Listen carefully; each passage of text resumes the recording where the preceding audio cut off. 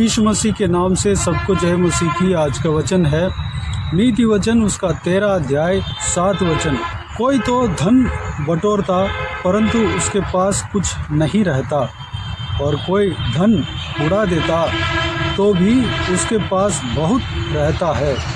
मेरे प्रियो, यहाँ पर एक मनुष्य के पास धन किस तरह रहता है, कौन सा धन जो है टिकता है, किस मार्ग से जो धन हमारे पास आता है, किस मार्ग से धन आने से हमारे पास टिकेगा, हमारा ज़रूरतें भरपूर होगा और हमारा तसल्ली होगा, और हम उस धन का, उस आशीष का पूरे फ़ायदे उठा पाएंगे और पूरे फ़ायदेमंद हमारा होगा। इस विषय के बारे में इस वचन के द्वारा हम मनन करने वाले हैं। मेरे प्रियो, जो भी भली बातें परमेश्वर की ओर से ही एक इंसान को मिलता है, जो परमेश्वर की ओर से जो भी आशीष मिलता है, जो धन मिलता है, जो संपत्ति मिलता है, वही उनके जीवन में निरंतर रहता है, टिकता है। एक मनुष्य धन बटोरने के लिए बहुत सारा परिश्रम करके अधर्म के मार्ग में जाकर धन बटोरता है और अपने संपत्ति को बढ़ाने के लिए कोशिश करता है, तो वह टिकता नहीं है, रहता नहीं है। क्यों रहता नहीं है? वो जो है अपने कोशिश में एक गलत मुद्दे के अनुसार, गलत मुद्दे के ऊपर वह धन कमा रहा था, और धन इकट्ठा करना ही उसका मुद्दा था। उसको अमीर बनना है, इसलिए उसके पास धन नहीं रहता है। जो परमेश्वर की ओर से जो धन मिलता है वह हमेशा हमारे भलाई के लिए, हमारा जीवन के गुजारा के लिए रहता है। उसमें कोई परेशानी नहीं रहता, कोई घटी नहीं रहता। वह जो धन जो परमेश्वर की ओर से मिलता है, जो आशीष परमेश्वर की ओर से मिलता है, उसको हम सुकून से हम इस्तेमाल कर सकते हैं। इस वचन में लिखा हुआ है, कोई जन ऐसा रहता है, धन बटोरते रहता है लेकिन उसके पास कुछ नहीं रहता। मेरे प्रियो, अगर परमेश्वर उस व्यक्ति को देना चाहे तो उसके पास रहेगा। परमेश्वर उसको उस व्यक्ति को देना नहीं चाहे, वह जितना भी कोशिश कर ले धन बटोरने के लिए, कमाने के लिए और अमीर बनने के लिए, बड़ा बनने के लिए जितना भी कोशिश कर ले, कामयाब नहीं होगा। वह परमेश्वर की ओर से आना चाहिए, परमेश्वर की ओर से आशीष उन्हें मिलना चाहिए। हाँ, मनुष्य कई सारे शॉर्टकट को इस्तेमाल कर धन बटोरता है, कुछ समय के लिए अमीर जैसे दिखता है, लेकिन निरंतर अमीरपन उसके पास, उसके अंदर नहीं रहता, वह अमीरपन नहीं रहता, क्योंकि परमेश्वर की ओर से वह धन मिला नहीं। वह हमेशा कंगालपन में ही जिएगा। लेकिन परमेश्वर का वचन में जो हमने पढ़ा है, उस वचन में इस प्रकार लिखा है, कोई धन उड़ा देता है तो भी उसके पास बहुत रहता है। कोई जन ऐसा हमें देखने में आते हैं, वह धन को इकट्ठा नहीं करता, वह उड़ाते रहता है, बहुत सारा खर्चा करता है, गरीबों को मदद करता है और परमेश्वर के कामों के लिए देता है। उसका हाथ जो है खुला है, फिर भी उसके पास धन रहता है, संपत्ति रहता है। वो कैसे? उसको परमेश्वर देता है। मेरे प्रियो, परमेश्वर का वचन कहता है, धन के पीछे नहीं चलना है, धनी बनने का प्रयास नहीं करना है। धन के पीछे अगर चलेंगे तो हम पाप कर जाएंगे, हम फिसलने का नौबत आएगा, हम विश्वास के मार्ग से भटकने का नौबत आएगा। हमें परमेश्वर के पीछे चलना है। परमेश्वर प्रभु यीशु इस तरह कहता है, सबसे पहले परमेश्वर के राज्य को खोजना है, बाकी सारा कुछ जो है, जो भी व्यक्ति परमेश्वर का राज्य को खोजता है उसको मिल जाता है, सब कुछ मिल जाता है। जो व्यक्ति परमेश्वर का राज्य को, परमेश्वर को खोजता है, उसके वचनों को खोजता है, परमेश्वर के पीछे लग जाता है, उसको सब कुछ मिल जाता है। उसके पास ना तो धन के ऊपर लोभ रहेगा, ना किसी चीज़ के ऊपर, किसी वस्तु के ऊपर लोभ रहेगा, इच्छा रहेगा, चाहत रहेगा। लेकिन परमेश्वर उसको देता है, क्योंकि वह परमेश्वर के पीछे चलने के लिए अपने आप को सौंपा है। जो भी परमेश्वर देता है वह टिकता है, जो भी परमेश्वर देता है वह कम नहीं होता, वह बढ़ता जाता है। हम कई सारे उदाहरण परमेश्वर के वचनों में से हम देख सकते हैं। सारीफात नाम का एक जगह पे एक विधवा रहती थी। उस जगह में बहुत अकाल पड़ा था, सारा जगह पे अन्न ख़त्म हो गया था। उस विधवा के घर में भी आटा और तेल ख़त्म होने ही वाला था, लेकिन वह एक भविष्यद्वक्ता, उसका नाम एलिया है। एलिया भविष्यद्वक्ता को उस आखिरी पेड़ बना कर दिया। वह दिया, उस देने का प्रतिफल उनको मिला। उस अकाल के समय में भी परमेश्वर उस घर में आटा कम होने नहीं दिया और तेल कम होने नहीं दिया।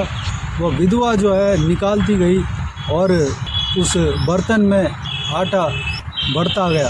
सारे अकाल में भरपूर भोजन उन्होंने किया।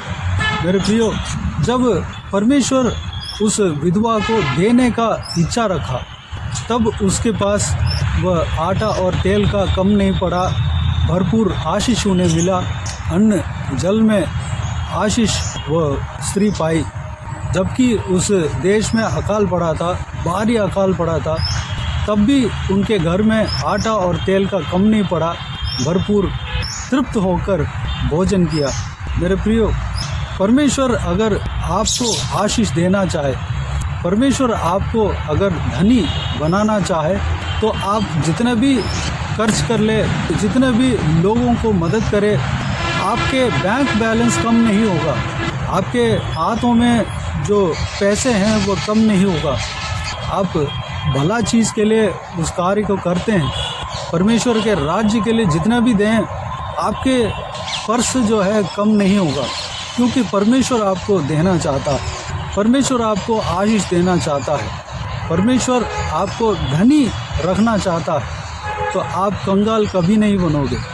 मेरे प्रियो, जो देता है वह कंगाल नहीं बनता, जो नहीं देता है वह अमीर नहीं बनता। इस विषय को इस वचनों के द्वारा हम जान रहे हैं मेरे प्रियो। इसलिए हमें धनी बनने का लालच नहीं रखना है, लोगों को मदद करना है।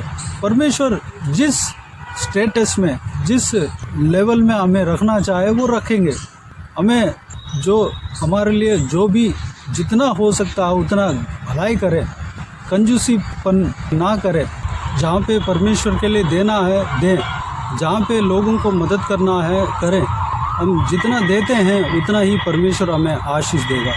परमेश्वर हमें कंगाल रहने के लिए नहीं बुलाया है, बल्कि हम आशीष पाने के लिए, आशीषदायक रहने के लिए ही बुलाया है। हम नहीं देंगे, कंजूसी करेंगे और धनी बनाने के लिए, धन को इकट्ठा करने के लिए हम कोशिश करेंगे, तो हम परमेश्वर के इच्छा नहीं है तो हम कभी धनी नहीं बन सकते। इस बात को हम ध्यान में रखना है। हमें भलाई का काम करना है, परमेश्वर के राज्य को खोजना है, परमेश्वर के पीछे चलना है। हम परमेश्वर के राज्य को जब हम खोजेंगे, परमेश्वर के पीछे जब हम चलेंगे, तो सारा कुछ अपने आप मिल जाएगा।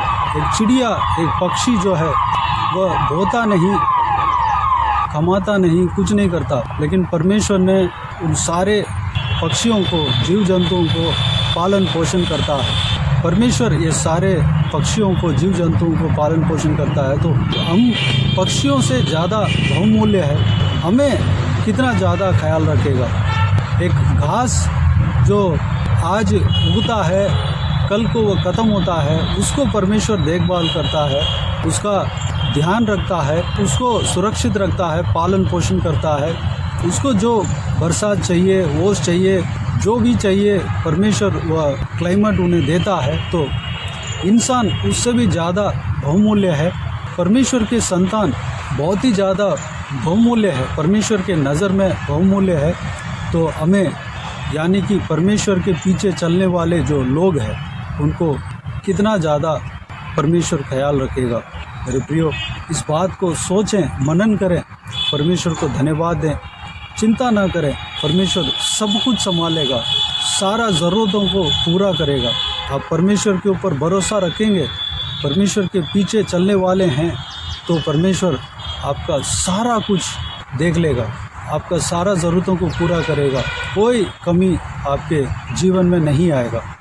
चिंता ना करें।